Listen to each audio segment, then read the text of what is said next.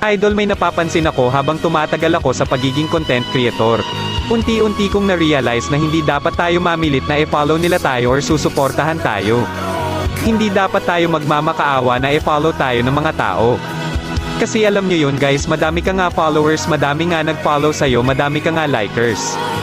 Pero di ba hindi mo ramdam yung saya kasi alam mo yun, pinalaw ka lang nila kasi nagmamakaawa ka na i-follow nila yung TikTok account mo, di ba? So ayun guys, habang tumatagal mas na-realize ko na kung dapat mas pahalagahan natin yung mga taong finalo tayo kasi masaya sila. Or napasaya natin sila sa videos natin kaya nag-follow sila. Tapos idol, pahalagahan natin kung ilan followers natin, mataas man or maliit.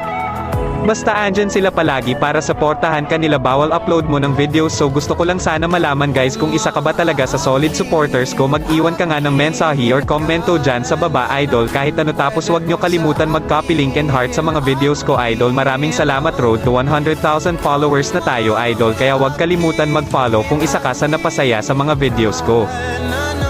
Pwede bang sa akin